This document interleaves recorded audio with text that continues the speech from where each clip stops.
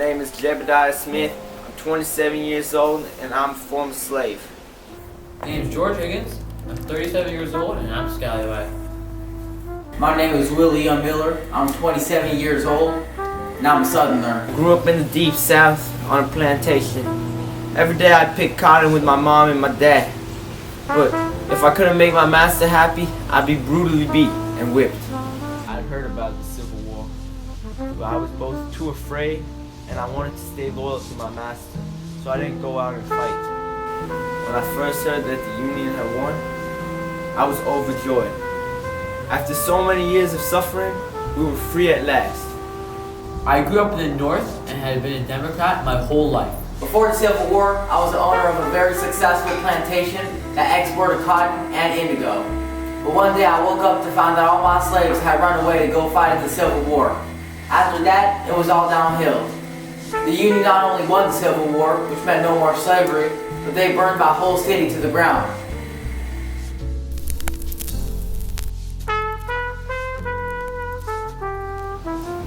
My goal during the Reconstruction Era was to have equal rights and opportunities as the white man. I wanted to have the right to vote, I wanted to gain citizenship, and I wanted to have every equal opportunity as a white man had. When the Civil War started, I fought for the Union. But then after the siege of Vicksburg, I realized that the North would win.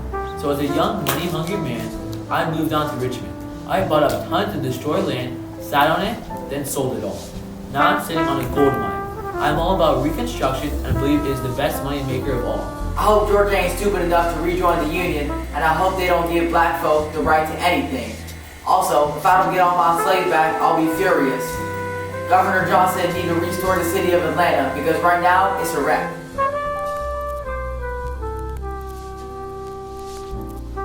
When I first heard about the black codes, I felt cheated.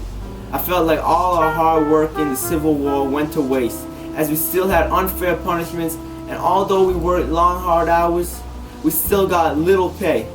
The black codes were basically like slavery all over again, as the white men could still treat us however they wanted.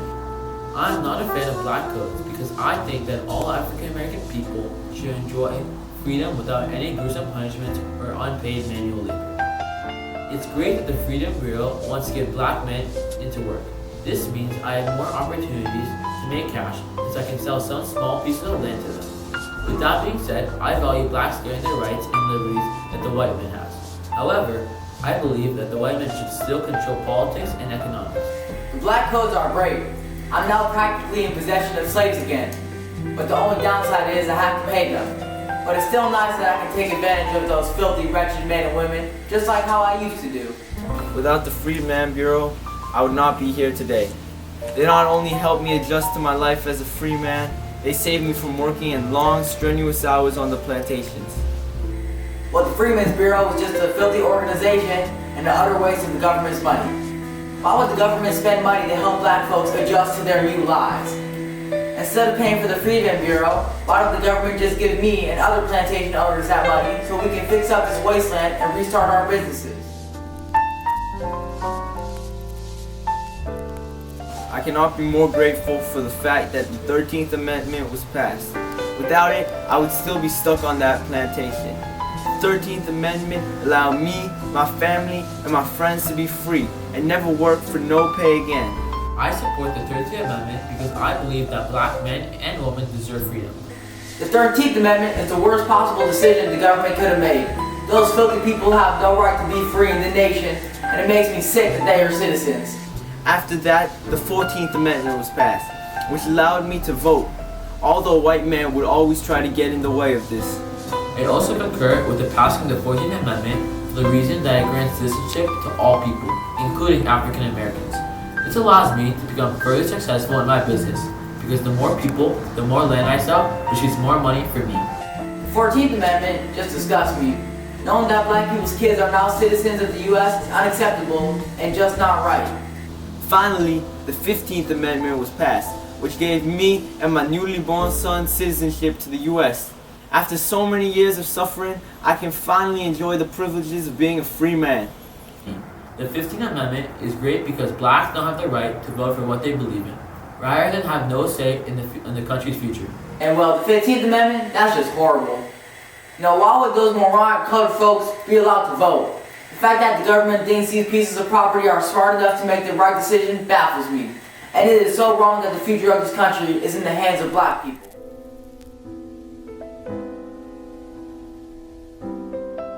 The economy in the South was in a horrible state after the war. The plantations which once made up the economy of the South were destroyed since the war was mostly fought on Confederate soil.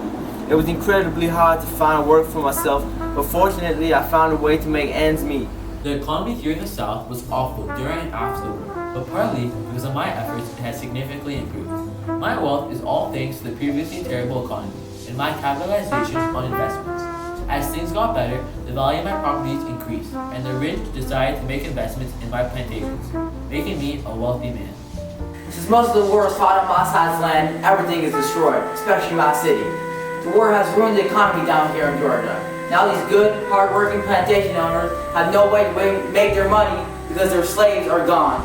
Most business and plantation owners are in even deeper trouble because we now have to pay folks to work since slavery is banned. We're living in the hellhole down here, and this awful government won't help us out. The union has ruined this place and all my chances at success.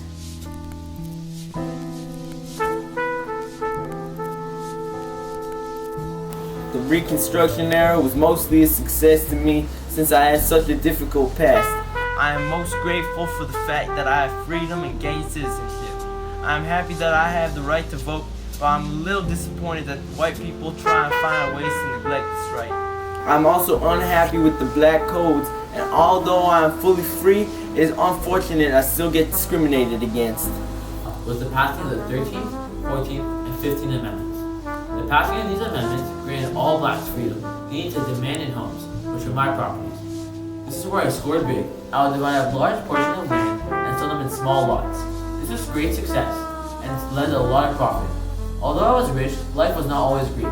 The KKK would continue to threaten my friends, my wealth, and me, as I helped blacks get jobs and homes. The Reconstruction Era forever changed my life for the better.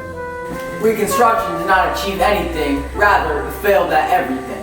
Reconstruction was a failure because it granted black people freedom, the right to vote, essentially because of the 13th, 14th, and 15th Amendments. And now my plantation will fail because I need to pay my workers since slavery is banned.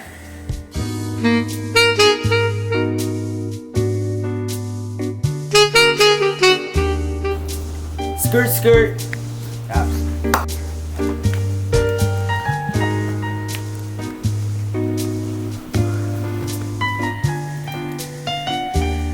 Why don't the government just give me and other plantation owners money so we can fix up our wastelands and create, oh my gosh.